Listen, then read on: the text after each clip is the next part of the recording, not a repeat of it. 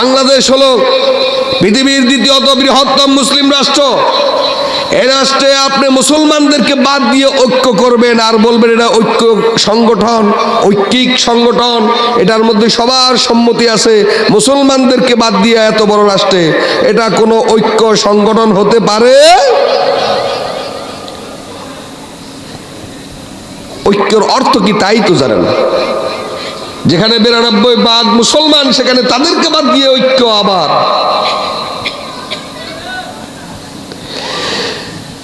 আল কুফরু মিল্লাতুন ওয়াহিদা, এটা শুধু আন্তর্জাতিক ভাবে নয়, বাংলাদেশেও আছে।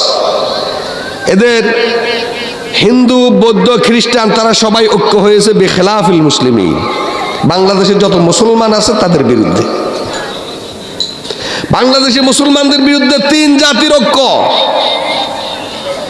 মুসলমানদেরকে যদি বাংলাদেশ থেকে শূন্য করা যায়, বৌদ্ধ, ইহুদি, খ্রিস্টান যা আছে সবাই সুন্দর করে বাংলাদেশটা দখল করে নেবে। এটা কি বাংলাদেশে সম্ভব হবে কখনো? মুসলমানরা বাংলাদেশে এখনো নির্যাতিত, এখনো নিপীড়িত। সুতরাং আমার ভাইরা, বর্তমানে স্বাধীন সময়ে কত বড় সাহস! 5 আগস্টের পরেও বাংলাদেশে মুসলমানের গায়ে, কোরআনের গায়ে, ইসলামের গায়ে আগুন লাগানো হয়েছে। কথা ঠিক কিনা? কিভাবে সাহস হয় কোরআনের গায়ে আগুন দেওয়া? সাহস হিন্দু, বৌদ্ধ ঐক্য, খ্রিস্টান আমরা সব মিলে এক। দেশ স্বাধীন হয়েছে একরকম, আরো শক্তি বেড়েছে, সুতরাং কোরআনের গায়ে আগুন লাগায় দাও। এই শক্তি, এই সাহস এই সময় আসলো কিভাবে? এজন্য ইসলাম এবং মুসলমানদের বিরুদ্ধে এরা সবাই এক হয়ে গেছে। আল কুফরু মিল্লাতুন ওয়াহিদা ফি বাংলাদেশ এখন হয়ে গেছে এটা। আর মুসলমানরা শুধু ঐক্য, ভ্রাতৃত্ব, মায়া, মহব্বতের চেহারা দেখায়া দেখায়া ওই কোরআনের অপমান সহ্য করে নিচ্ছে, ইসলামের অপমান সহ্য করে নিচ্ছে। এটা হচ্ছে আরক নাকামি, নিমক হারামি। কোরআনের গায়ে যেখানে আগুন দেওয়া হয়েছে সেখানে কঠোরভাবে প্রতিরোধ করা উচিত ছিল। এই 1-1.5 বছরে কয়েকবার কোরআনের গায়ে আগুন দেওয়া হয়েছে। এই সাহস আসলো কোথা থেকে এই সময়? এখন বুঝুন, সমস্ত কুফরি শক্তিগুলো আন্তর্জাতিকভাবে এবং দেশীয়ভাবে ইসলামের বিরুদ্ধে এক। আল্লাহ রাব্বুল আলামিন স্পষ্টভাবে বলেছেন, ইয়া আইয়ুহাল্লাযীনা আমানু লা তাত্তাখিযুল্লাযীনা ইত্তাখাযু দীনাকুম হুজুওয়ান ওয়া লাইবা। আই ইমানদার লোকেরা, মুসলমান লোকেরা, যারা আমি আল্লাহর উপর ঈমান এনেছো, তোমরা সবাই শুনে রাখো, যারা তোমাদের দিন, ধর্ম, ইসলাম এবং কোরআনকে নিয়ে যারা হাসি ঠাট্টা তামাশার বস্তু পরিণত করবে, কোরআনকে নিয়ে অবহেলা করবে, ইসলামকে নিয়ে অবহেলা করবে, কোরআনকে অসম্মান করবে, এই ধরনের মানুষগুলোকে তোমরা কখনো বন্ধুরূপে গ্রহণ করবে না। ব্যবসা বাণিজ্যের ক্ষেত্রে এদেরকে বন্ধুরূপে গ্রহণ করবা না, রাজনৈতিক ক্ষেত্রে এদেরকে বন্ধুরূপে গ্রহণ করবা না, এবং তোমরা পড়ালেখার ক্ষেত্রেও, শিক্ষা দীক্ষার ক্ষেত্রে এদেরকে বন্ধুরূপে গ্রহণ করবা না। যত ধরনের সাইড হতে পারে, দিক হতে পারে, কোনো দিকেই তাদেরকে বন্ধু হিসাবে গ্রহণ করা যাবে না। তারা কোরআনের সাথে শত্রুতা করে, মুসলমানদের সাথে শত্রুতা দেখায়, আমার কলিজার টুকরা নবীকে অপমান করে, কোরআনের গায়ে আগুন দেয়। এই সময় বাংলাদেশে এসে এত বড় সাহস পায় কোরআনের গায়ে আগুন দেওয়ার, আর বাংলাদেশের মুসলমানরা তাদের সাথে ভ্রাতৃত্বের হাত বাড়িয়ে দেয়। কেউ বা রাজনৈতিক ফায়দার জন্য, কেউ বা ব্যবসায়ী ফায়দার জন্য, কেউ বা অন্যান্য ফায়দার জন্য তাদেরকে কিছুই বলে না। বাংলাদেশে 92% মুসলমানদের দেশে এখনো কোরআনের গায়ে আগুন দেয়, আর মুসলমানরা সেটা চুপ করে সহ্য করে নেয়। এর চেয়ে নিমক হারামি, কাপুরুষতা আর কিছুই নাই। কোরআনের গায়ে আগুন দেওয়ার পর যদি বাংলাদেশের মুসলমানদের গায়ে আগুন না লাগে, এই ধরনের মুসলমান না থেকে মরে যাওয়াই ভালো। কোরআন মুসলমানদের জীবনের অবিচ্ছেদ্য অংশ। আপনার শরীরে, আপনার ছেলের শরীরে যদি একটা কাঁটা ফুটে, কেউ আঘাত করে, আপনার ছেলের হাতে একটা বাড়ি দিয়ে হাতটা ভেঙে ফেললো, আপনি কি ঘরে বসে থাকবেন? কথা বলেন না কেন? বসে থাকবেন? আপনার ছেলের হাতের চেয়ে কোরআনের সম্মান, কোরআনের মান অনেক কমে গেছে। কোরআনের গায়ে আগুন লাগাচ্ছে, মুসলমানদের শরীরে এবং অন্তরে আগুন লাগে না। রসুলকে অপমান করে ফেসবুকে স্ট্যাটাস দেয়, বিভিন্ন ধরনের অপমানজনক কথা বলে লাইভে এসে বাংলাদেশের প্রশাসনের গায়ে, সরকারের গায়ে আগুন লাগে না। এর চেয়ে পচা এবং বোকা সরকার আর একটাও আসে না। এটা কোন ধরনের কথা? এটা মুসলমানদের দেশ, এদের সবার জন্য সমান, কিন্তু ধর্ম অবমাননা করার অধিকার কারো। আমার ভাইরা, আল্লাহ রাব্বুল আলামিন এগুলো কোরআনের মধ্যে সব খোলাসা করে সুন্দর করে বলে দিয়েছেন। এর কারণ হলো কি? সব কিছুর কারণ হলো একটা, অন্তরের মধ্যে যখন আপনার বিষ থাকবে, সে অন্তর থেকে কোনোদিন আর মধু টপকাবে না, এক ফোঁটা মধুও পড়বে না। আপনার সাথে ইহুদি, খ্রিস্টান, হিন্দু, বৌদ্ধ, খ্রিস্টান সবাই একই সাথে সুন্দর সুন্দর করে কথা বলবে, ব্যবহার করবে, ব্যবসা বাণিজ্য করবে, কত সুন্দর করে আপনার সাথে গলা মিলাবে, সবই ঠিক আছে, কিন্তু ধর্মের দিক দিয়ে আইসা আপনার উপর বড় কঠোর। আল্লাহ রাব্বুল আলামিন বলেন, لا تجدن أشد الناس عداوة للذين آمنوا اليهود والذين أشركوا।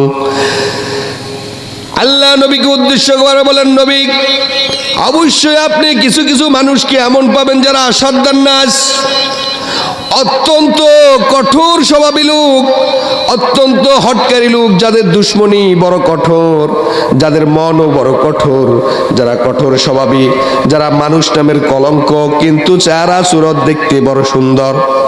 বসুরত ইনসানাত ওয়ালাকিন দারাসুল হাইওয়ানাস, এই মানুষগুলা দেখতে খুবই মানুষের মতো চেহারা সুন্দর, কিন্তু আসলে এরা সুন্দর চেহারার কোনো মানুষ নয়, এরা মূলত হাইওয়ান এবং জানোয়ার। কারণ এরা হলো আসাদ্দান নাসি আদাওয়াতান, এদের শত্রুতা বড় মারাত্মক, এরা খুব কঠিন প্রকৃতির লোক। কাদের জন্য? লিল্লাযীনা আমানু, যারা মুসলমান তাদের জন্য অন্তরের মধ্যে বিষ লালন করে, আর সময় পেলে ওই বিষটা মুখের কাছে এনে একটা সবল দিয়ে মানুষটাকে হত্যা করে দেয়। এরা হলো সেই ধরনের লোক। আর হলো তারা কারা? তারা হলো আমানুল ইয়াহুদ ওয়ান নাসারা ওয়াল মুশরিকিন, এরা হলো ইহুদি এবং মুশরিক। মুশরিকের বাংলা এখন নাই বললাম, যারা মূর্তি পূজা করে, বাংলা যাদেরকে বলা হয় হিন্দু। আমার ভাইরা বলেই দিলাম, এই দুইটা লোক মুসলমানদের উপর বড় আসাদ্দান নাস আদাওয়াতান, খুবই কঠোর। ইহুদি এবং মুশরিক মুসলমানদের উপর খুবই কঠোর, খুবই কঠোর। আপনি মনে করুন, মুশরিকরা, মূর্তি পূজারীরা যদি মুসলমানদের উপর কঠোর না হয়, আজকে ভারতে স্লোগান উঠেছে, ভারত এককভাবে কোনো হিন্দু রাষ্ট্র নয়। এই ভারতে মুসলমানরা অন্তত 800 বছর ধরে ভারত শাসন করেছে, কোন একটা হিন্দুর গায়ে আঁচড় দেয় নাই। এই ভারতে মুসলমানরা যে সমস্ত স্থাপনা রেখে গিয়েছে, তদানীন্তন সময়ে তাদের শাসনামলে হিন্দুদের স্থাপনাও ছিল। আপনি 800 বছরের ইতিহাসে এমন কোন বাদশাহ রাজা খুঁজে পাবেন না অমুক বাদশাহ হিন্দুদের একটা মন্দির ভেঙেছে, আপনি কোথাও খুঁজে পাবেন না। কিন্তু তারা যেই সমস্ত বাদশাগুলোকে বেশি গালি দেয়, বাদশাহ আকবর, অথচ এই বাদশাহ আকবর 800 বছরের মধ্যে সবচাইতে বড় হিন্দু প্রিয় বাদশাহ ছিল বাদশাহ আকবর। আলাউদ্দিন খিলজিকে তারা গালি দেয়, হিন্দু বিদ্বেষী ছিল। বিশ্বাস করুন, এটা হলো ভারতের হিন্দুদের অপপ্রচার। 800 বছরের ইতিহাসের কোনো বাচ্চাকে পাবেন না হিন্দুদের মন্দির ভেঙেছে, তাদের মূর্তি ভেঙেছে, তাদেরকে জবাই করেছে, তাদেরকে হত্যা করেছে, এমন কোনো সঠিক ইতিহাস ভারতবর্ষে নাই। অপরাধ ছিল একটা, মুসলমানরা কিভাবে 800 বছর ভারত শাসন করলো, এটা এখনকার বর্তমানের ভারত সরকার কোনোভাবেই সহ্য করতে পারছে না। তাদের ভয়, গজওয়ায়ে হিন্দ যদি আবার ভারতবর্ষে অনুষ্ঠিত হয়, কিয়ামতের আগের শেষ যুদ্ধ, এই গজওয়ায়ে হিন্দকে তারা খুব ভয় পায়, যাতে এই শেষ যুদ্ধতে মুসলমানরা যাতে ভারতে অংশগ্রহণ করে ভারতকে বিজয় না করতে পারে, তার কারণে বর্তমান ভারতের বিজেপি সরকার এবং উগ্রবাদী RSS, আরো যত উগ্রবাদী হিন্দুত্ববাদী সংগঠন আছে, সবাই মিলে মুসলিম গণহত্যার মিশনে নেমেছে, গজওয়ায়ে হিন্দে যাতে তারা কেউ অংশগ্রহণ করতে না পারে। মুসলমানদেরকে হত্যা করে এককভাবে শুধু হিন্দু রাষ্ট্র গঠন করতে চায়। ভারতে অন্তত 140 কোটি মুসলমান আছে, 140 কোটি মানুষ আছে, মানুষ, এর মধ্যে 20 কোটি আছে শুধু মুসলমান। 20 কোটি মুসলমানকে 120 কোটি হিন্দুরা সহ্য করতে পারে। তাদের হিংসা কত বড় আমার ভাইরা। মুসলিম গণহত্যা শুধু এই কারণেই, তারা যাতে কোনোভাবে বংশ বিস্তার করে বাড়তে বাড়তে যাতে মুসলমানদের সংখ্যা বেশি না হয় ভারতে, এজন্য আগেই কচু কাটা করে দেওয়া মুসলমানদেরকে। আর যারা বেঁচে আসে, যারা ভারতে মুসলমানরা থাকবে, ভারত সরকারকে প্রভু মেনে গোলামির মতো জীবন যাপন করে ভারতে থাকতে হবে, এটা হলো তাদের আইন। জয় শ্রীরাম স্লোগান দিয়ে ভারতে বেঁচে থাকতে হবে। ভারত জয় শ্রীরামদের নয়, এই ভারত মুসলমানদের।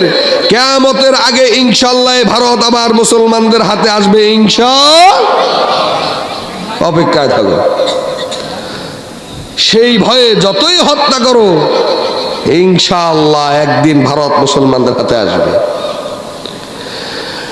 জয় শ্রীরাম দিয়া জোর করে মুসলিম যুবকদেরকে পিটায়, বড় বড় বাবাদেরকে দাড়ি ধরে গালের মধ্যে মারে আর বলে জয় শ্রীরাম বল। আমার ভাইরা, মুসলিম নারীদেরকে জোর করে মন্দিরের মধ্যে নিয়ে তাদের দিয়া পূজা করানো হয়, মন্দিরের মধ্যে মূর্তির সামনে সেজদা দেওয়ানো হয় এবং মূর্তির সামনে তাদের হাতের মাধ্যমে নাজরানা পেশ করা হয়, জয় শ্রীরাম বলানো হয়, সামনে বাতি জ্বালানো হয়। মুসলিম নারীদেরকে ধরে ধরে এনে জোর করে এভাবে পূজা পাঠ করানো হয়। আপনি 800 বছরের ইতিহাস ঘাটলেও একটা ইতিহাস এমন পাবেন না কোন একজন বাচ্চা জোর করে একজন হিন্দুকে মসজিদে নামাজ পড়ায় আসে। একটাই ইতিহাসও পাবেন না, একটা কাহিনীও পাবেন না। ভারত সরকারের সবচাইতে বড় মারাত্মক ভয়ের কারণ হলো মুসলমানরা। এত মুসলমানকে হত্যা করা সম্ভব নয়, যার কারণে এদেরকে হয় হিন্দু বানাও, না হয় হিন্দুত্ববাদী সমস্ত আইন কানুন মেনে আমাদের গোলাম হয়ে ভারতে থাকতে হবে। জোর করে করে মন্দিরে নিবে। রমজান মাসে মুসলমানরা তারাবি পড়তে পারে না, মসজিদের সামনে এসে ঢোল তবলা সানাই নিয়ে তারা আনন্দ উল্লাস করে, সেখানে মুসলমানদেরকে নামাজ পড়তে দেয় না। জুমার দিন যদি মসজিদে মানুষ বেশি হয়, রাস্তার মধ্যে যদি জুমার লাইন ধরে, তখন পুলিশ এসে মেরে মেরে মানুষদেরকে জুমার নামাজ পড়তে দেয় না, রাস্তা থেকে সরিয়ে দেয়। রমজানে তারাবি পড়তে দেয় না, কোরআনের মাহফিল হইতে দেয় না, মুসলমানদের কোনো জনসমাবেশ হইতে দেয় না। আমার ভাইরা, একমাত্র ভয় হলো শুধু মুসলমানরা গজওয়ায়ে হিন্দ আসলে পরে যদি না ধরে ফেলে, আগে থেকে এদেরকে কচুকাটা করো, হত্যা করে দাও। ভারত সরকারকে বলবো, যতই মুসলমানদেরকে হত্যা করো না কেন, যত জয় শ্রীরাম বলো না কেন, জোর করে পূজা করাও না কেন, কিয়ামতের আগে ইনশাআল্লাহ ভারত আমাদের হাতে আসবেই আসবে আমার ভাইরা। এজন্য মাওলানা ভাসানী বলেছেন, ভারত বাংলাদেশের চিরশত্রু, চিরন্তন শত্রু। এই কথাটা যারা বুঝবে তারা হলো জাতির শ্রেষ্ঠ সন্তান। আসলে তিনি কথাটা অনেক যুগ আগে বলে গিয়েছেন, কিন্তু সেই কথার বাস্তবতা বর্তমান বাংলাদেশে এখন আমরা দেখতে পাচ্ছি। মাওলানা ভাসানীকে দেখিনি, কিন্তু তার কথার প্রত্যেকটা শব্দের বাস্তবতা এখন হচ্ছে। ভারত মুসলমানদের চরম শত্রু, শুধু মুসলমানদের শত্রু নয়, বাংলাদেশেরও শত্রু।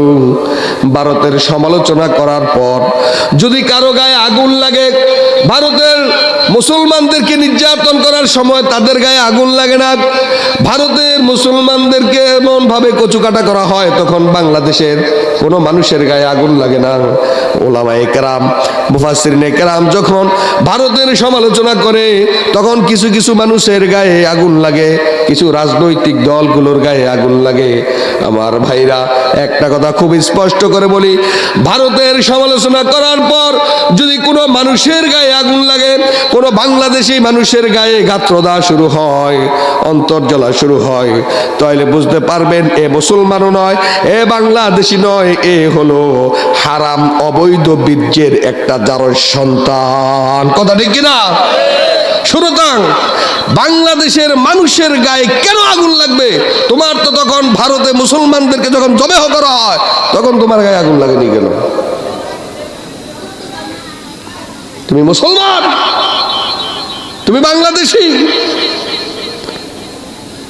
নিজ দেশে মন খুলে ইবাদত করো, পশু কুরবানি দাও, নামাজ পড়ো, তারাবি পড়ো। আর ভারতে হচ্ছেটা কি সেই ব্যাপারে কোনো পদক্ষেপও নাই, চিন্তাও নাই, কোনোদিন নিন্দাও জানাওনি। ওলামায়ে কেরাম যখন ভারতের ওপেন সমালোচনা করে, কিছু মানুষের এইভাবে চুলকানি বেড়ে যায়। আমার ভাইরা, ওসমান হাদির কি অপরাধ ছিল? ওসমান হাদির অপরাধ ছিল শুধু এটাই, ভারতের আধিপত্যবাদ বাংলাদেশে চলবে না, ভারতের দাদাগিরি এবং প্রভুত্ব বাংলাদেশে চলবে না। বাংলাদেশের মানুষ স্বয়ং সম্পূর্ণ, সব দিক দিয়ে সম্পূর্ণ। সুতরাং ভারত আমাদের উপর লাঠি ঘুরায়া, প্রভুত্ব দেখায়া, দাদাগিরি করে আমাদের উপর রাজত্ব করবে, এই বাধা দূর করতে চেয়েছিল। এই শিকল ভেঙ্গে চুরমার করে বাংলাদেশকে একটা ভারতের আধিপত্যবাদ মুক্ত একটা বাংলাদেশ দেখতে ছিল ওসমান হাদি। তার অপরাধ ছিল শুধু এটাই। এই অপরাধের কারণে ওসমান হাদিকে হত্যা করা হয়েছে। ওসমান হাদি আপনার মাথায় বাড়ি দেয়নি। যারা ওসমান হাদিকে হত্যা করেছে, ওসমান হাদি তাদের পকেটের টাকা জোর করে মেরে দেয়নি। ওসমান হাদি তাদের ব্যাংক ব্যালেন্স লুট করেনি। ওসমান হাদিকে হত্যা করে যারা মনে করেছে আমরা সাকসেস হয়ে গেছি, বিশ্বাস করুন দেশ এবং জাতির কাছে তারা ঘৃণার পাত্র হিসেবে রয়ে গেছে। কথা ঠিক কিনা? একজন ওসমান হাদিকে হত্যা করে বাংলাদেশের শত শত ওসমান হাদিকে থামানো যাবে? ওসমান হাদি তুমি একা নও, তুমি শুধু একজন ওসমান হাদি নও, মৃত্যুর আগে তুমি একজন সাধারণ ওসমান হাদি ছিলে। তোমাকে যারা শহীদ করেছে, শহীদ হওয়ার পর তুমি শুধু একজন নয়, বাংলাদেশের প্রত্যেকটা ঘরে ঘরে একজন ওসমান হাদি তৈরি হয়ে গেছে ইনশাআল্লাহ। আমার ভাইরা, যে কাজটা অন্যায় দিয়ে ন্যায়কে বন্ধ করার জন্য চেষ্টা করা হয়, সেখানে ন্যায়ের পরাজয় ঘটে, অন্যায় বিজিত হয়। বলেন কথা ঠিক কিনা? ওসমান হাদিকে ভারতের আধিপত্যবাদের বিরুদ্ধে কথা বলার কারণে হত্যা করা হয়েছে। তাই বলে কি বাংলাদেশে ভারতের আধিপত্যবাদের বিরুদ্ধে সমস্ত কণ্ঠ কি থেমে গেছে? অনেক গুণে বাড়ছে, মাশাআল্লাহ, ঠিক বলেছেন, অনেক গুণে বেড়ে গেছে। আমরা চাষে বাসে স্বয়ং সম্পূর্ণ, দেশ এবং জাতিতে স্বয়ং সম্পূর্ণ, রাজনীতিতে আমরা স্বয়ং সম্পূর্ণ। সুতরাং পেঁয়াজ এবং আলুর লোভ দেখায় আমাদেরকে গোলাম বানায় রাখবা? আমরা তোমাদের পেঁয়াজ এবং আলুর গোলাম? আমাদের দেশে লক্ষ লক্ষ হেক্টর জমিতে পেঁয়াজ এবং আলু হয়। আমাদের দেশের চাহিদা পূরণ করে বরঞ্চ আমরা ভারতেও পাচার করতে পারবো ইনশাআল্লাহ, তোমাদেরকেও খাওয়াইতে পারবো। পেঁয়াজ, ডাল, আলু এগুলো লোভ দেখায় আমাদেরকে ভিখারি বানাও। জাতি বাংলাদেশের মানুষ চির উন্নত মমশীল, মাথা উঁচু করে দাঁড়িয়ে আছে, কিয়ামত পর্যন্ত মাথা উঁচু করে দাঁড়িয়ে থাকবে ইনশাআল্লাহ। আমার ভাইরা, আমি আপনাদেরকে এজন্য বলবো, কাফের এবং ইহুদি খ্রিস্টানদের সাথে এবং মূর্তি পূজারী, কাফের বলতে যা বোঝায়, তাদের সাথে কখনো বন্ধুত্ব করবেন। এজন্য কোরআনে কারীমের মধ্যে আল্লাহ রাব্বুল আলামিন বলেছেন, ইয়া আইয়ুহাল্লাযীনা আমানু লা তাত্তাখিযু আদুওয়ি ওয়া আদুওয়াকুম আউলিয়া তুলকুন। আল্লাহ রাব্বুল আলামিন স্পষ্টভাবে কঠোরভাবে নিষেধ করেছেন, যারা আমার দুশমন, যারা তোমাদের দুশমন, যারা রাসূলের দুশমন, ইসলামের দুশমন, সূরা মুমতাহিনের মধ্যে আল্লাহ পাক স্পষ্ট বলে দিয়েছেন, এই ধরনের দুশমন কাফের গুলির সাথে কখনো তোমরা বন্ধুত্ব করো না। কাফের বলতে যা বুঝায়, ইহুদি, খ্রিস্টান, হিন্দু, বৌদ্ধ, যারা মুসলমানদেরকে চোখ বন্ধ করেও সহ্য করতে পারে না, এই ধরনের কাফেরদের সাথে কখনো বন্ধুত্ব করবা না। এটা আল্লাহ পাক বলেছেন, এরা আমারও দুশমন, তোমাদেরও দুশমন, কোরআনেরও দুশমন, সমস্ত মুসলমানদের দুশমন। তুলকুনা ইলাইহিম বিল মাওয়াদ্দাহ, তোমাদের সাথে মিশতে আসবে খুব মহব্বত এবং ভালোবাসা নিয়ে। ওয়াকাদ কাফারু বিমা জাআকুম মিনাল হক, অথচ আমার পক্ষ থেকে মুসলমানদের উপর যেই সমস্ত কোরআন এসেছে, হাদিস এসেছে, আমার দ্বীন এসেছে, ইসলাম এসেছে, এগুলোকে তারা অথচ অস্বীকার করে। কিন্তু তোমরা মুসলিমদের সাথে তারা খুব মহব্বত এবং ভালোবাসা দেখায়, আর আমার পক্ষ থেকে হক যা এসেছে, কোরআন যা এসেছে, আমার বিধিবিধান যা এসেছে, এগুলোকে আবার অস্বীকার করে। তাইলে কেমনে বুঝলা এদের অন্তর এবং মন ভালো? আমার ভাইরা, আমি আর আলোচনা লম্বা করব না। আমরা যারা এই ঈমানের আলোচনা শুনলাম, বন্ধু নির্বাচনের ক্ষেত্রে শুধু একমাত্র মুসলমান। বন্ধু নির্বাচনের ক্ষেত্রে কারা? শুধু মুসলমান। ইহুদি, নাস্তিক, খ্রিস্টান, বেঈমান, এদের সাথে কোনো বন্ধুত্ব করা যাবে না, কোরআনের মধ্যে নিষিদ্ধতা এসেছে। ওয়ানাশহাদু আন্না সাইয়্যিদানা ওয়া হাবিবানা ওয়া মাওলানা মুহাম্মাদান আবদুহু ওয়া রাসূলুহু আল্লাযী আরসালাহু আল্লাহু তাআলা বিল হাক্কি বাশীরান ওয়া নাযীরা ওয়া দাঈয়ান ইলাল্লাহি বিইذনিহি ওয়া সিরাজাম মুনীরা।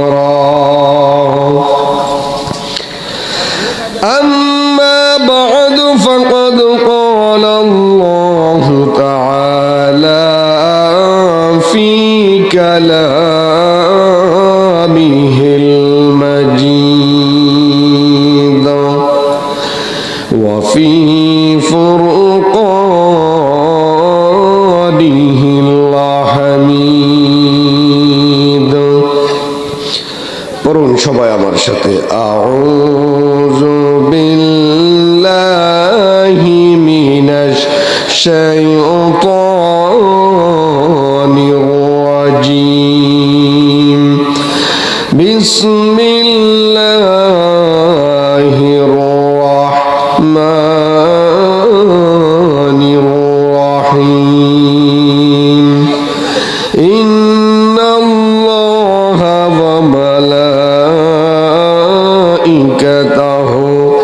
يصلون على النبي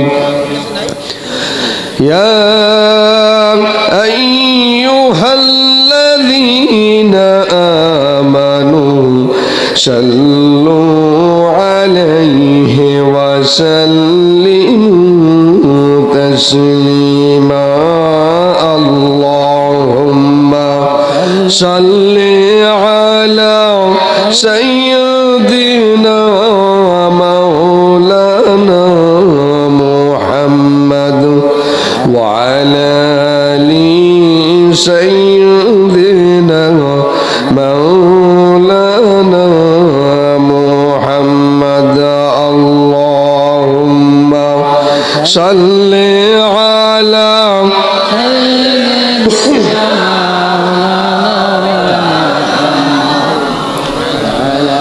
وعلى آل سيدنا مولانا محمد بلغ العلا بكماله كشف الدجى بجماله حسنت جميع خصاله صلوا عليه وآله محترم হাজিরিন আজকে ঐতিহ্যবাহী ভোলা জেলার লালমোহন থানাধীন নাজিরপুর টাওয়ার রোড চৌরাস্তা বাজার তাহফিজুল কোরআন মডেল মাদ্রাসা ও এলাকার যুবকদের উদ্যোগে আয়োজিত আজকের এই কোরআনের মাহফিলের মাননীয় সভাপতি উপস্থিত আজকের এই প্যান্ডেলে কোরআন পিপাসু ঈমান পিপাসু আল্লাহ ভক্ত ইসলাম ভক্ত দ্বীন ভক্ত আলেম ওলামা ভক্ত ঈমানের ঝান্ডাবাহী এক ঝাঁক তৌহিদি জনতা পর্দার অন্তরালের মা ও বোনেরা সমবয়সী ভাইরা বয়োবৃদ্ধ বাবারা এলাকার যুবক শ্রেণী দোয়া পাওয়ার আশায় আবার সালাম দিচ্ছি আসসালামু আলাইকুম ওয়া রাহমাতুল্লাহি ওয়া বারাকাতুহু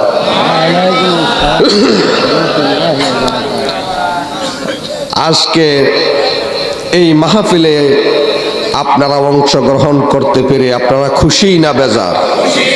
খুশি না বেজার? এটা জিজ্ঞাসা করার কারণ হলো এই স্থানে ইতিপূর্বে আরো কয়েক বছর ধরে মাহফিল চলে আসতেছে, তাই নাকি? তাই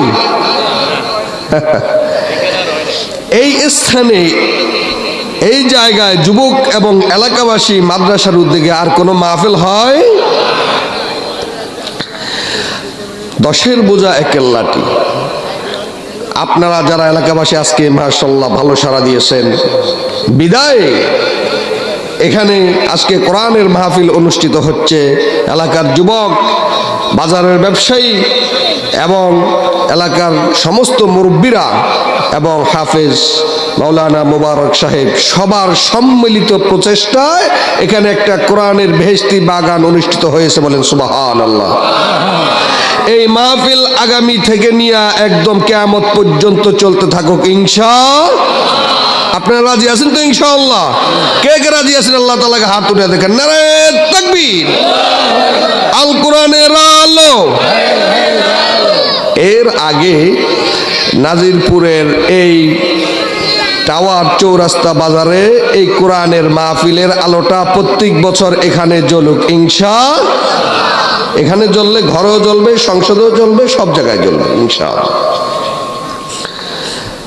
আপনারা আজকে আল্লাহ তাআলাকে হাত তুলে ওয়াদা করে দেখিয়ে দিয়েছেন প্রত্যেক বছর এখানে কোরআনের মাহফিলটা অনুষ্ঠিত হবে। আচ্ছা, আল্লাহ রাব্বুল আলামিন, আমি ওয়াজ মাহফিলে ঢোকার আগে ছোট্ট করে একটু বলবো, আল্লাহ পাক বলেছেন ওয়াবতাগু ইলাইহিল ওয়াসিলা, শুধু উসিলা তালাশ করবা, এই উসিলার মাধ্যমেই কিয়ামতের ময়দানে আমি তোমাদেরকে বেহেশতে প্রবেশ করায় দিব। সুবহানাল্লাহ।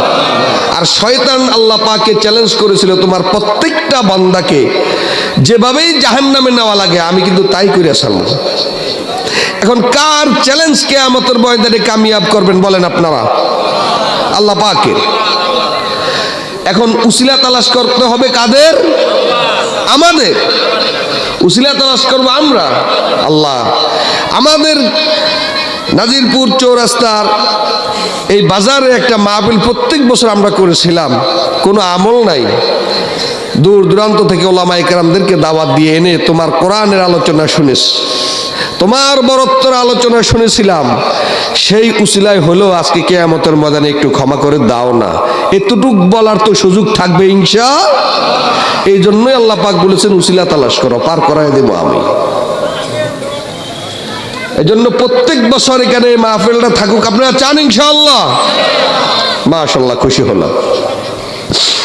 যাই হোক আমার ভাইরা, আমরা বুঝতে হবে আমরা কার উম্মত। আমরা এমন একজন শ্রেষ্ঠ মহামানবের উম্মত, যার উম্মত হওয়ার জন্য সমস্ত নবীরা দরখাস্ত করেছে। আপনি আমি কোনো দরখাস্ত করি নাই, বিনা দরখাস্তই শ্রেষ্ঠ নবীর শ্রেষ্ঠ উম্মত বানিয়েছেন। সুবহানাল্লাহ। নবীদের দরখাস্ত যেখানে কবুল হয় নাই, আপনি আমি সেখানে দরখাস্ত ছাড়াই সেই মর্যাদা পেয়ে গেছি। সুবহানাল্লাহ বলেন। রসুল, আমাদের রসুলের জীবনের কয়েকটা দিক আছে। একটা হলো ইবাদতের দিক, একটা হলো যুদ্ধের দিক, একটা হলো দ্বীন ইসলাম কায়েমের দিক, আর একটা হলো বিপ্লবী দিক। ঠিক সাহাবায়ে কেরাম রাসূল সাল্লাল্লাহু আলাইহি সাল্লামকে এই দিকগুলোতে ফলো করতেন। আমাদেরও কিয়ামত পর্যন্ত রাসূল সাল্লাল্লাহু আলাইহি ওয়াসাল্লামকে এইভাবে ফলো করে চলতে হবে। আজকে যারা এখানে এলাকার যুবক ভাইরা কত শ্রম দিয়ে কষ্ট করে এই বেহেশতের বাগানকে, মাহফিলের বাগানকে ফুটে তুলেছেন, আল্লাহ রাব্বুল আলামিন তাদেরকে আপনাদের সহ কিয়ামতের ময়দানে সবাইকে বিনা হিসেবে বেহেশতে যাওয়ার তৌফিক দান করুক, বলুন আমিন। এই শেষ নবীর উম্মত আমরা, আমাদের চলার জন্য রসুলের সুন্নাত আছে, রসুলের তরিকা আছে, রসুলের আদর্শ আছে। রসুলের আদর্শ সুন্নত তরিকা ব্যতীত আমাদের চলার কোনো স্থান। দোস্তি হবে, মহব্বত হবে, ভালোবাসা হবে ইমানদারদের সাথে, মুসলমানদের সাথে। কাফের, মুশরিক, বেঈমান, ইহুদি, নাসারাদের সাথে মুসলমানদের কোনো সম্পর্ক থাকতে পারে? কাফের এবং মুশরিকদের সাথে সম্পর্ক না রাখার জন্য আল্লাহ রাব্বুল আলামিন একাধিকবার কোরআনে নিষেধ করেছে।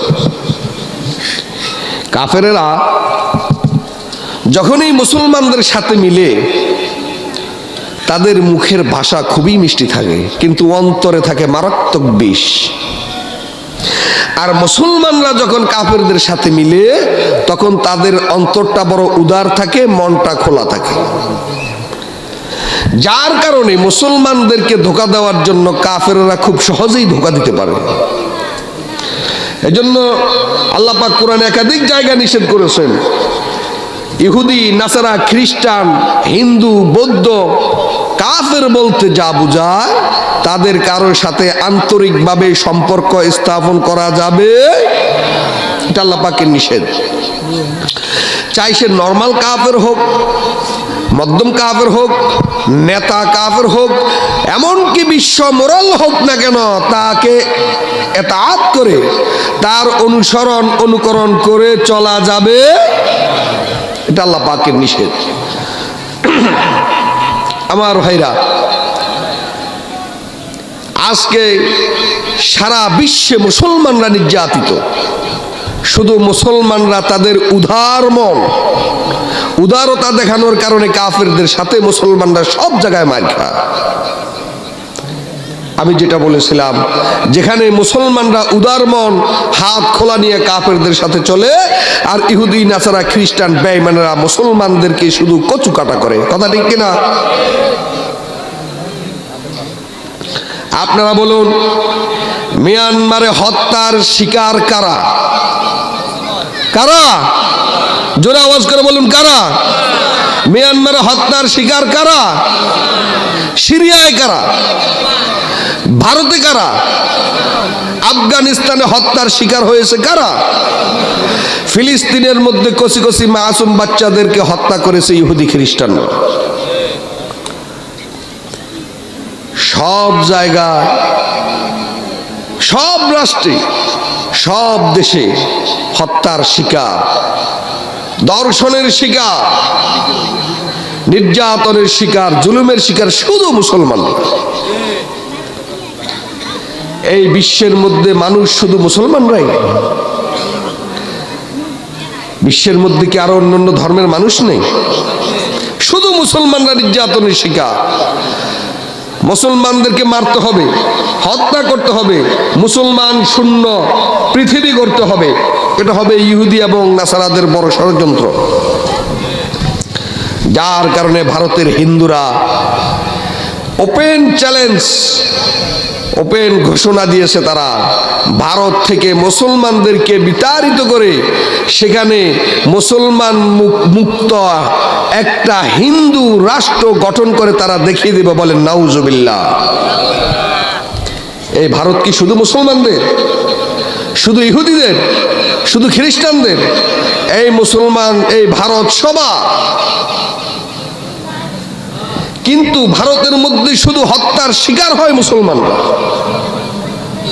নির্যাতনের শিকার হয় শুধু মুসলমানরা।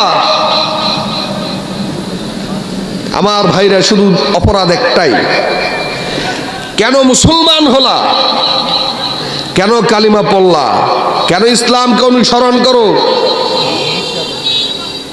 এটাই শুধু অপরাধ। আপনি যদি ইহুদি হন, খ্রিস্টান হন, নাসারা হন, আপনার উপর কোনো জুলুম নির্যাতন হবে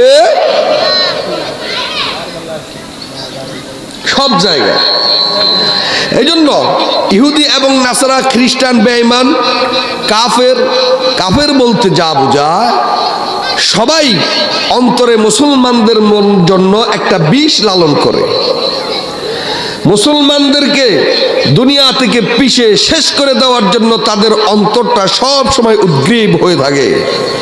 মুসলমান শূন্য পৃথিবী কিভাবে গঠন করা যায়, মুসলমান মুক্ত ভারত কিভাবে গঠন করা যায়, মুসলমান মুক্ত আমেরিকা কিভাবে গঠন করা যায়, এই ধরনের মুসলমানদের প্রতি একটা ক্রোধ এবং হিংসা পৃথিবীর সব কাফেরদের অন্তরে আছে। কথা ঠিক কিনা? সুতরাং ভালোবাসবেন কাদেরকে? ভারতে আমার মুসলিম ভাইদেরকে মুসলমান হওয়াটাই ভারত একটা অপরাধ।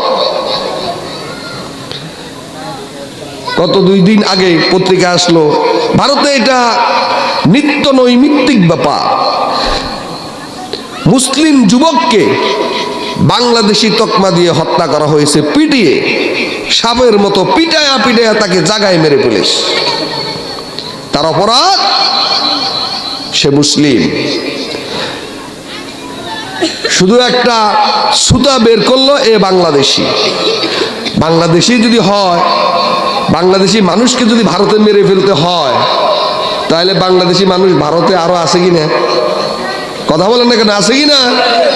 তারা কেন যে আদরে সোহাগে থাকে? আমার ভাইরা, এজন্য আল্লাহ রাব্বুল আলামিন কোরআনের একাধিক জায়গায় বলেছেন, কাফেরদের সাথে কখনো আন্তরিকতার বন্ধুত্ব সম্পর্ক স্থাপন করা যাবে।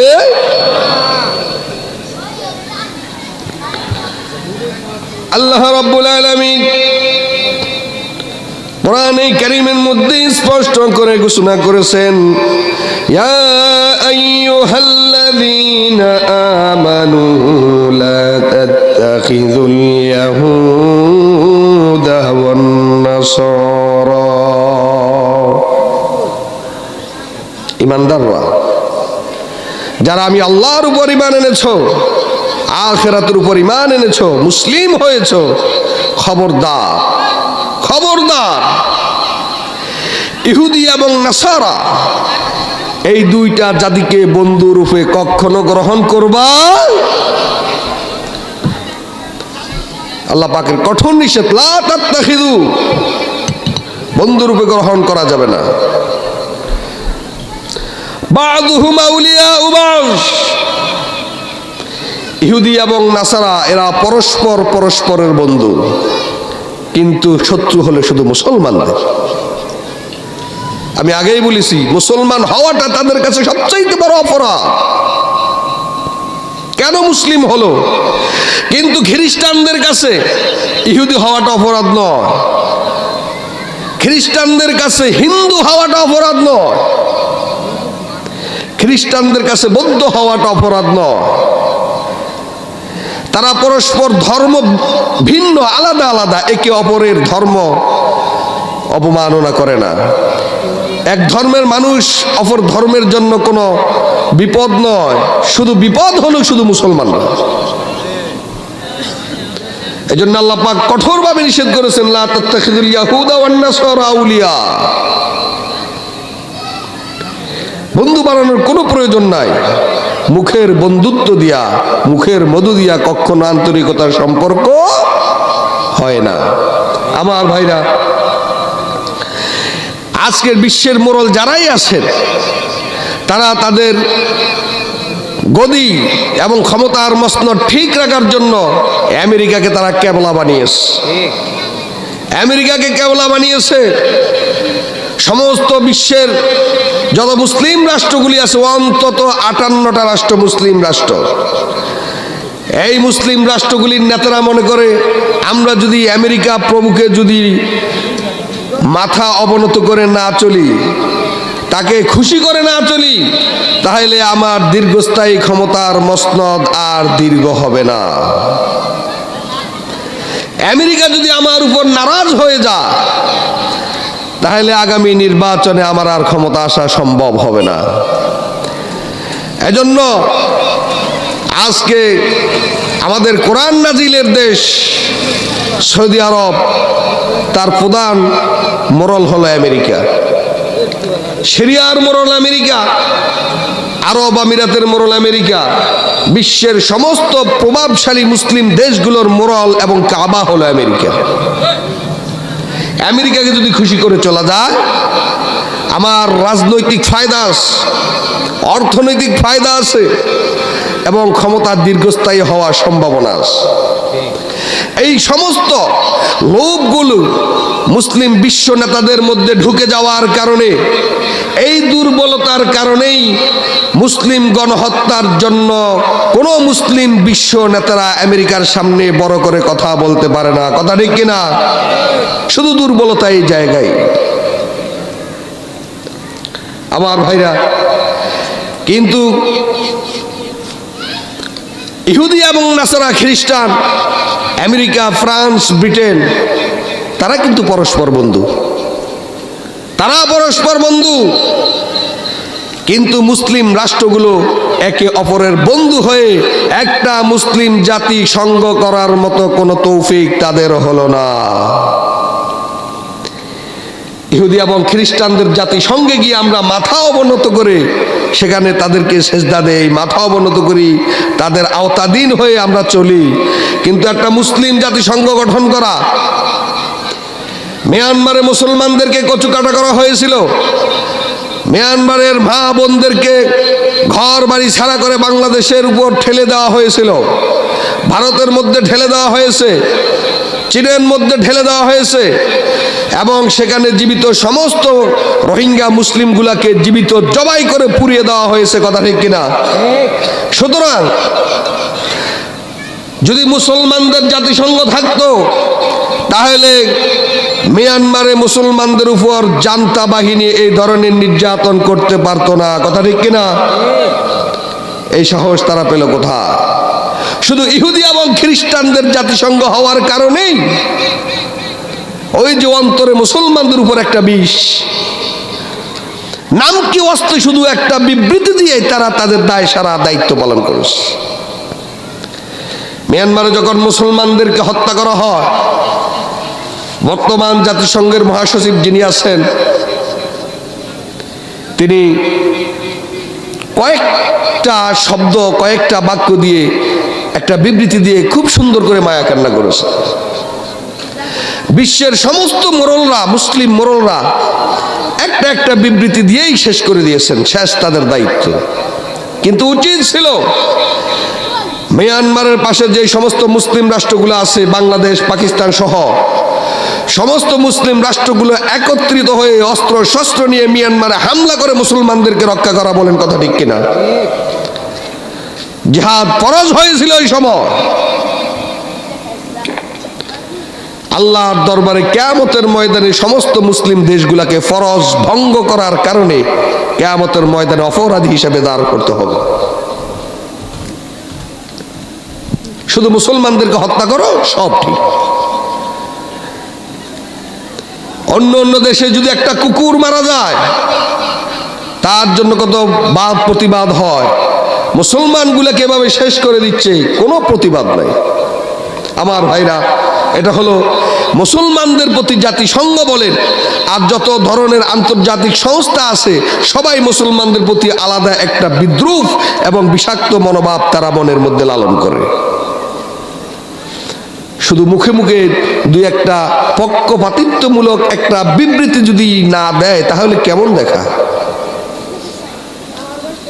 এই কেমন দেখায় এই জন্যই শুধু দায় সারা একটা বিবৃতি দেয়, এছাড়া তাদের কোনো কার্যকর পদক্ষেপ নাই। তারা পরস্পর পরস্পর বন্ধু থাকে, বাযুহুম আউলিয়া উবাজ। এর মধ্যে তাল মিলিয়েছে আমাদের মুসলিম নেতারা, তারাও ইহুদি খ্রিস্টানদের সাথে মিলে একাকার হয়ে গেছে। ভারতে মুসলমানগুলোকে যেভাবে হত্যা করে, কোরবান আসলে পরে তাদেরকে আর কোরবানি করতে দেয় না, কোনো প্রতিবাদ নাই, কোথাও কোনো আলোচনা নাই। আমার ভাইরা, আল্লাহর হাবিব জনাবে মুহাম্মদুর রাসূলুল্লাহ সাল্লাল্লাহু আলাইহি ওয়াসাল্লাম বলেছেন, মান তাশাব্বাহা বিকওমিন ফাহুয়া মিনহুম। যে জাতি, যাদের বেশভূষা, চালাচল, চরিত্র এগুলো অবলম্বন করবে, সেই জাতি মুসলিম হলেও ওই নাফাক জাতির অন্তর্ভুক্ত হবে। বলেন নাউজুবিল্লাহ। এজন্য ফুটবল বিশ্বকাপ আসলে পরে আমাদের মুসলমানদের যুবকদের বিশেষ করে হুঁশই থাকে না। এক একজন নেইমার কাটিং, মাথায় চুল কাটে, Neymar cutting, Argentina cutting, Messi cutting. আপনারা যে অথচ মাথার চুল, এই মাথার চুল কিভাবে কাটবেন এর জন্য রাসূলের সুন্নত তরিকা আছে কিনা? কথা বলেন, আছে কিনা? সেখানে নেইমার কাটিং কিসের আবার? মেসি কাটিং আসলো কোত্থেকে? মান তাশাব্বাহা বিকওমিন ফাহুয়া মিনহুম। আপনি যাকে অবলম্বন করবেন, যাকে অনুসরণ করবেন, আপনি তার সদস্য হিসাবে আল্লাহর কাছে গ্রহণযোগ্য হয়ে যাবেন। নাউজুবিল্লাহ। মেসিকে অবলম্বন করেছেন, মেসিকে অনুসরণ করেছেন, আল্লাহর হাবিব জনাবে মুহাম্মদুর রাসূলুল্লাহ সাল্লাল্লাহু আলাইহি ওয়াসাল্লাম বলেছেন, আল মারউ মা'a মান আহাব্বা। যার সাথে যার মহব্বত, তার সাথে তার। কিয়ামত তো হবেই। যদি মেসির সাথে সম্পর্ক ভালো থাকে, কিয়ামতের ময়দানে হাসর হবে কার সাথে? মেসির সাথে। আর দুনিয়ার জীবনে যারা নেইমারকে অবলম্বন করেছেন, নেইমার কাটিং দিয়েছেন, আর্জেন্টিনা এবং ব্রাজিলের জন্য নিজের জায়গা জমি বিক্রি করে বিশাল লম্বা পতাকা বানিয়েছেন, উড়িয়েছেন ছাদের উপর, বাজারে, ঘরে, বাড়িতে, কিয়ামতের ময়দানে আর্জেন্টিনা এবং ব্রাজিল ওয়ালাদের সাথে হাসর হবে। বলেন নাউজুবিল্লাহ। কাদের অনুসরণ করছেন আপনারা? বাদুহুম আউলিয়া উবাজ। মুসলমানদের কেবলা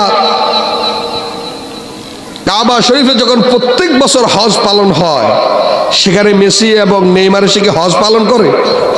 কথা বলেন না কেন? হজ পালন করে? কোনো শুভেচ্ছা জানায়, অভিনন্দন জানায়? তাদের এই সমস্ত আয়োজনগুলোতে কেন তাদের নামে বড় বড় ছবি করে পতাকা দিয়ে আপনি হাজার হাজার লাখ লাখ টাকা খরচ করছেন? মান তাশাব্বাহা বিকওমিন ফাহুয়া মিনহুম, যাকে অবলম্বন করবেন তার সাথেই হবে তার হাসর। আমার ভাইরা, এজন্য সমস্ত কুফরি শক্তিগুলা মুসলমানদের বিরুদ্ধে একক। ইসলাম এবং মুসলমান শূন্য পৃথিবী যেভাবে গঠন করা যায় তারা সেইভাবেই গঠন করবে। এই প্রচেষ্টা যেমন বাংলাদেশে আছে, বাংলাদেশের বাইরেও আছে। আল কুফরু মিল্লাতুন ওয়াহিদা, সমস্ত কুফরি শক্তিগুলা ইসলামের বিরুদ্ধে এক, অথচ তাদের পরস্পর ভিন্নতা রয়েছে, ধর্মের ভিন্নতা, তাদের রয়েছে কিতাবের ভিন্নতা, ইবাদত গাহের ভিন্নতা, খোদার ভিন্নতা। এরপরও ইসলাম এবং মুসলমানদেরকে শূন্য করার জন্য তারা সবাই এক হয়ে এক প্ল্যাটফর্মে চলে আসবে। বলেন নাউজুবিল্লাহ। তারা পারবে।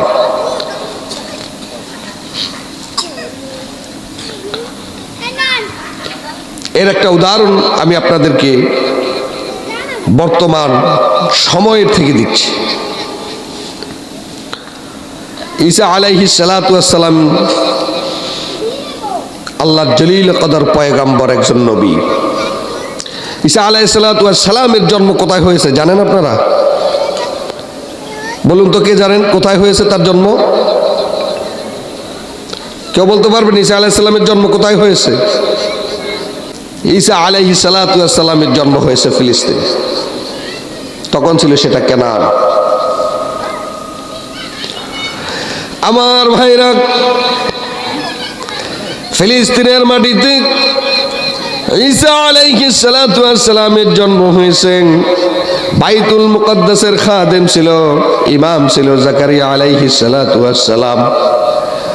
জাকারিয়া আলাইহিস সালাতু ওয়াস সালামের কাছে মরিয়ম আলাইহিস সালাতু ওয়াস সালাম ছিল ছোট্ট মেয়ে, তার আপন খালু ছিল। জাকারিয়া আলাইহিস সালাতু ওয়াস সালামের কাছে সকালবেলা পড়তেন, দুপুরে পড়তেন, বিকালে পড়তেন। মসজিদের পাশে যেরকম একটা হুজরা থাকে, ইমাম সাহেবের ঘর থাকে, সেখানে তিনি ছিলেন, থাকতেন, খালুর কাছে থাকতেন।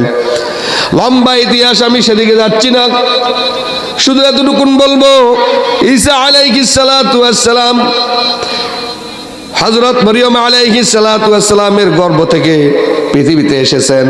যে বাইতুল মুকদ্দাস, সেই বাইতুল মুকদ্দাস এখনো আছে, সেই ফিলিস্তিন এখনো আছে। মরিয়ম আলাইহিস সালাতু ওয়াস সালাম যে বাইতুল মুকদ্দাসে খালুর কাছে থাকতেন, সেই বাইতুল মুকদ্দাস পৃথিবীতে এখনো আছে। আমার ভাইরা, ঈসা আলাইহিস সালাতু ওয়াস সালামের আগে খ্রিস্টান ধর্মের কোনো অস্তিত্ব ছিল না।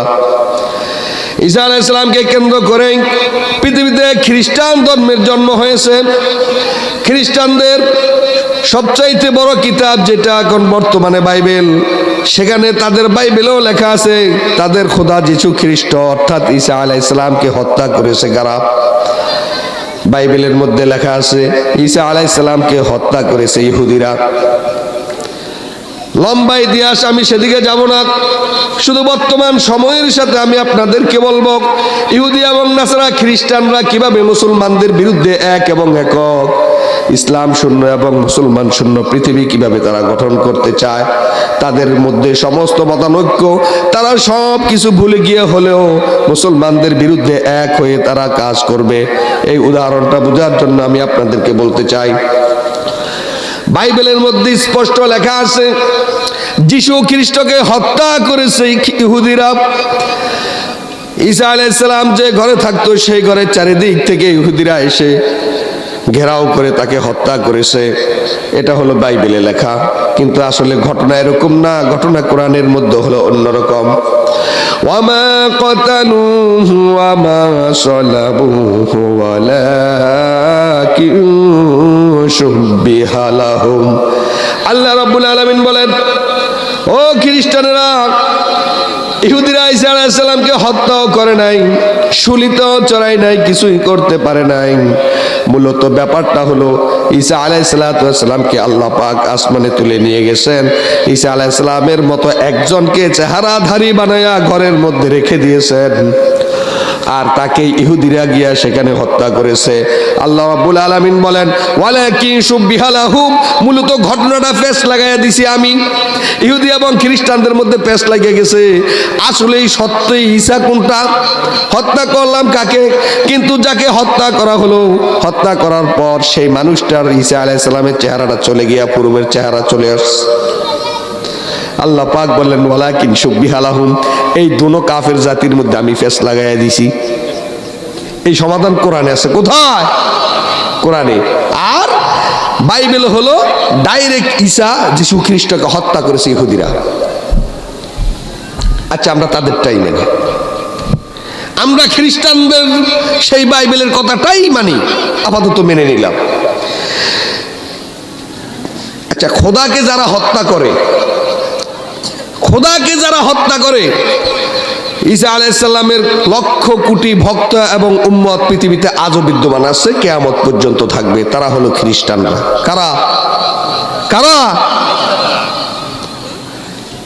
পৃথিবীতে অন্তত 800 কোটি মানুষ আছে, এর মধ্যে শুধু মুসলমানদের সংখ্যা হলো মাত্র 200 কোটি, আর বাকি সব হলো অন্য অন্য ধর্মের। এর মধ্যে পৃথিবীর মধ্যে সবচাইতে বড় সংখ্যার আধিক্যতা হলো খ্রিস্টানদের। খ্রিস্টানরা পৃথিবীর মধ্যে সবচাইতে বেশি। আপনারা বলুন, এত বড় খ্রিস্টান জাতি প্রজাতি থাকার পরেও তারা তাদের প্রভু হত্যার প্রতিশোধ আজও পর্যন্ত ইহুদিদের থেকে নিতে পারে না। উচিত ছিল পৃথিবীর মধ্যে যত ইহুদি আছে এক একটা ইহুদিকে খুঁজে খুঁজে বের করে জবাই করে হত্যা করে আগুন দিয়ে জ্বালিয়ে পুড়িয়ে দেওয়া উচিত ছিল। ইহুদিদের সাথে মুসলমানদের যেরকম কোনো আপোষ নাই, ইহুদিদের সাথে খ্রিস্টানদেরও তেমন কোনো আপোষ না থাকারই কথা ছিল।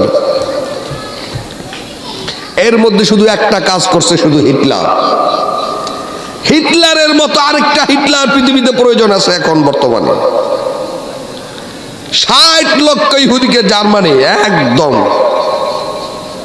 যা করার তাই করে দিয়েছে। বর্তমান সময় ইসলাম এবং মুসলমানদের চরম দুঃসময়ের জন্য ইহুদিরা দায়ী। ফিলিস্তিনের মধ্যে মুসলমানদেরকে, নারী শিশু কচি কচি মাসুম বাচ্চাগুলিকে যেভাবে হত্যা করছে সারা বিশ্ব দেখেছে, এখনো দেখছে ইহুদিরা। এর পিছনে মদদ যোগাচ্ছে আমেরিকা খ্রিস্টানরা। অস্ত্র দিয়ে, টাকা দিয়ে, পয়সা দিয়ে, সাহস দিয়ে, সব কিছু দিয়ে ইহুদিদেরকে আমেরিকা খ্রিস্টান রাষ্ট্র সাহায্য করছে। অথচ আমেরিকার উচিত ছিল, তুই ইহুদি আমাদের যীশু খ্রিস্টকে হত্যা করেছিস, বাইবেলে স্পষ্ট আছে, তোদেরকে হিটলারের মতো খুঁজে খুঁজে বের করে এক একটা করে জবাই করে দিয়ে প্রভু হত্যার প্রতিশোধ নেওয়া উচিত। কিন্তু তারা তা না করে মুসলমান এবং ইসলামকে শূন্য করার জন্য ফিলিস্তিন থেকে উল্টা আরো তাদেরকে যত ধরনের সহযোগিতা আছে তাই করে যাচ্ছে। বলেন নাউজুবিল্লাহ। এর কারণ হলো শুধু ইসলাম এবং মুসলমান বিদ্বেষ ছাড়া আর কিছুই না। আল কুফরু মিল্লাতুন ওয়াহিদা। ইসলাম এবং মুসলমানদের বিরুদ্ধে যত ধরনের ঐক্য সম্ভব তারা সব কিছু করবে, ইসলাম এবং মুসলমানদেরকে ধূলিসাৎ করে দিবে। তাদের মধ্যে যত ধরনের মতো পার্থক্য অনৈক্য থাকুক সেগুলোকে দূর করে দিয়ে মুসলমানদের বিরুদ্ধে এক প্ল্যাটফর্মে চলে আসবে। এই হলো তাদের নীতি। এই নীতিতে চলার কারণে তাদের মধ্যে কোনো ভাঙন নাই, ফাটল নাই। কিন্তু মুসলমান রাষ্ট্রগুলি তারা নিজেরা সমানভাবে বসে একটা মুসলিম জাতিসংঘ তৈরি করে, যেহেতু ইহুদি এবং খ্রিস্টানদের জাতিসংঘে মুসলমানদের কোনো হক এবং অধিকার রক্ষা হচ্ছে না, সুতরাং ঘোষণা দিয়ে বলা উচিত ছিল, এই তোমাদের ইহুদি এবং খ্রিস্টানদের জাতিসংঘের মুখে লাথি মেরে আমরা মুসলিম জাতিসংঘ তৈরি করে গোটা বিশ্বের মুসলমানদের অধিকার রক্ষা করবো, ইনশাআল্লাহ তোমাদের মুখে লাথি মেরে দিলাম। কথা ঠিক কিনা? আজ পর্যন্ত তা করতে পারে না। যতদিন পর্যন্ত ইত্তেহাদুল মুসলিমিন ফিল আলম, গোটা বিশ্বে মুসলমানদের ঐক্য প্রতিষ্ঠা না হবে ততদিন পর্যন্ত মুসলমান শুধু মার খাবে আর হত্যার শিকার হবেই হবে। বলেন কথা ঠিক কিনা? এটা হয়েই যাবে। ঐক্য না হওয়াটাই মায়ের খাওয়ার বড় লক্ষণ। আমি ঈসা আলাইহিস সালাম এবং খ্রিস্টানদের একটি মেসাল ইহুদিদের সাথে সব মিলে আপনাদেরকে দিলাম, এই কারণে আল কুফরু মিল্লাতুন ওয়াহিদা আন্তর্জাতিকভাবে বুঝাইলাম যে ইসলাম এবং মুসলমানদের ব্যাপারে সমস্ত কুফরি শক্তি এক। এখন আসুন বাংলাদেশ। আমাদের বাংলাদেশে বর্তমানে একটা সংগঠন আছে, হিন্দু বৌদ্ধ খ্রিস্টান ঐক্য পরিষদ, আছে কি না? কথা বলেন না কেন? আছে। হিন্দু বৌদ্ধ খ্রিস্টান ঐক্য পরিষদ। আচ্ছা, ঐক্য কাকে বলে? বাংলাদেশের মধ্যে হিন্দু আছে, বৌদ্ধ আছে, খ্রিস্টান আছে, মুসলমানও, তো ঐক্য হলো কোথায়? ঐক্য হলো কোথায়?